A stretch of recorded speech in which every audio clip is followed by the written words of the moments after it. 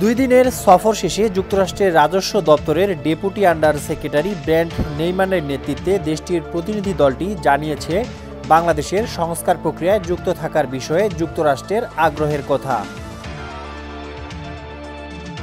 এর আগে 2 দিনের সফরে শনিবার ঢাকায় আসে মার্কিন প্রতিনিধি দলটি। সফরের প্রথম দিনে কর্মযজ্ঞ খুব একটা বেশি না থাকলেও সফরের দ্বিতীয় দিনে বেশ টাইট শিডিউলের মধ্যে দিয়ে যেতে হয়েছে নেইমান লুদের। 5-স্টার রেটিং প্রাপ্ত বিএলডিসি টেকনোলজির Walton super saver ceiling fan 65% পর্যন্ত বিদ্যুৎ বিল সাশ্রয় করে আপনাকে রাখে প্রশান্তিতে। ওয়ালটন ফ্যান হাওয়া বদলে দেয়। সফরের দ্বিতীয় দিন সকাল 9:30টায় রাষ্ট্রীয় অতিথি ভবন পদ্মায় পররাষ্ট্র উপদেষ্টা মোহাম্মদ তৌহিদ হোসেনের সঙ্গে প্রথম সৌজন্য সাক্ষাৎ করে দলটি। এরপর অর্থ ও বাণিজ্য উপদেষ্টা সালেউদ্দিন আহমেদের সঙ্গে সৌজন্য সাক্ষাৎ করে তারা। সাক্ষাৎ ছাড়াও অর্থনৈতিক সহযোগিতা সংক্রান্ত একটি চুক্তির আয়োজন করা হয়। সেখানে মূলত বাংলাদেশকে $20 কোটি বেশি উন্নয়ন সহযোগিতা দিচ্ছে যুক্তরাষ্ট্র। এ লক্ষ্যে অন্তর্বর্তী সরকারের সঙ্গে United States Agency for International Development চুক্তিও সই হয়েছে সেখানে।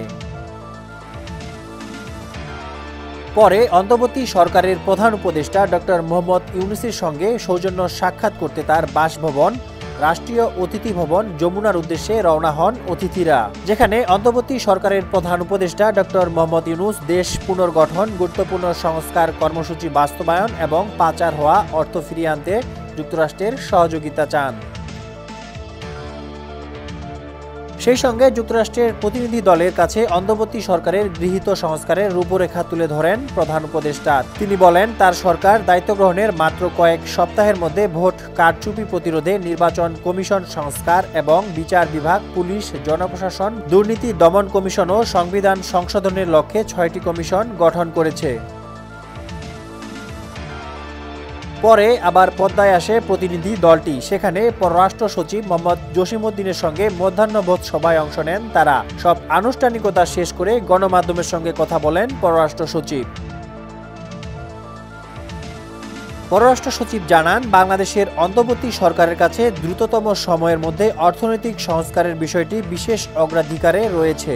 পরিবর্তিত পরিস্থিতিতে সংস্কার নিয়ে সরকারের ধারণা এবং যুক্তরাষ্ট্র কিভাবে এতে যুক্ত হতে পারে তা নিয়ে ঢাকা সফররত মার্কিন প্রতিনিধি দলের সঙ্গে সাধারণ আলোচনা হয়েছে, যেখানে অন্তর্বর্তী সরকারের সংস্কার প্রক্রিয়ায় যুক্তরাষ্ট্র সহযোগিতা করতে আগ্রহী বলে উল্লেখ করেন তিনি। নেইমানের নেতৃত্বাধীন মার্কিন প্রতিনিধি দলের সবশেষ আনুষ্ঠানিকতা ছিল বিকেলে বাংলাদেশ ব্যাংকের গভর্নর আহসান এইচ মনসুরের সঙ্গে বৈঠক দিয়ে। বৈঠকে মাইক্রো ইকোনমি কিভাবে উন্নত করা যায় সে বিষয়ে হয়েছে আলোচনায় মূল্যস্ফীতি নিয়ন্ত্রণ, পাচারের অর্থ ফেরানো ও প্রবৃদ্ধি সহ নানান বিষয়ে উঠে আসে, যেখানে আর্থিক খাত সংস্কারে যুক্তরাষ্ট্র সহযোগিতা করবে বলে গভর্নরকে আশ্বাস দিয়েছেন ব্রেন্ট নেইম্যান। ডেস্ক রিপোর্ট, সমকাল।